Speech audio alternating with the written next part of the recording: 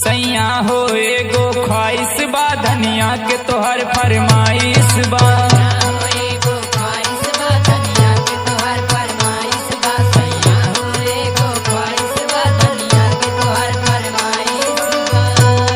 सैया हो एगो ख्वाहिश बा धनिया के तोहर फरमाइश बा। मन बन बात दे अब गाली सैया ले ले अइहा आजमगढ़ से ओठ लाली सैया।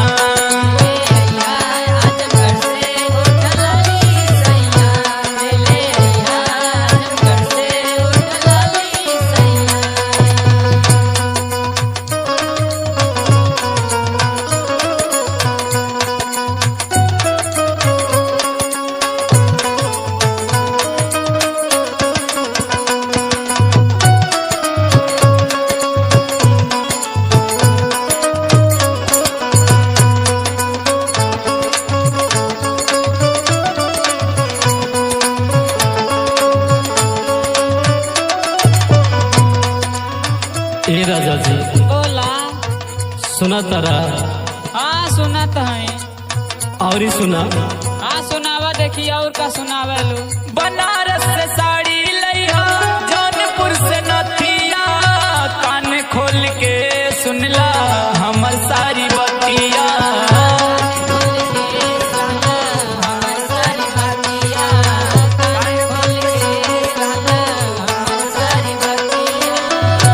हो बनारस से साड़ी लइहा जौनपुर से नथिया कान खोल के सुनला हमर सारी बतिया।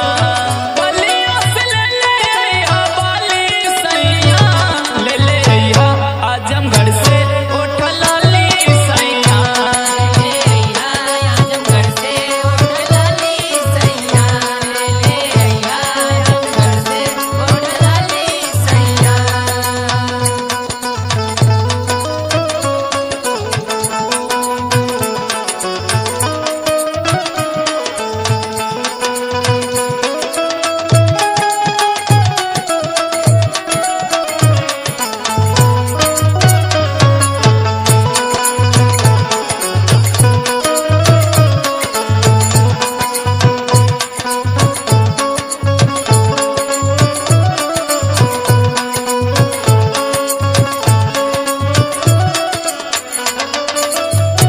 ए राजा जी हाँ हो।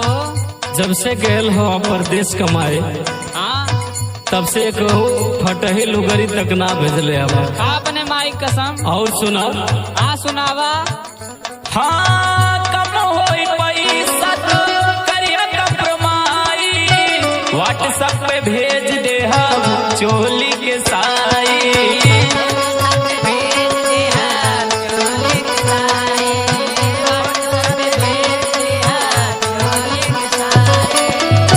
हो कम होई पैसा तो करिया कम्प्रोमाई व्हाट्सएप पे भेज दे हम चोली के साई। गाजीपुर से बिदिया लइहा काली सैया ले ले अइहा आजमगढ़ से ओठ लाली सैया।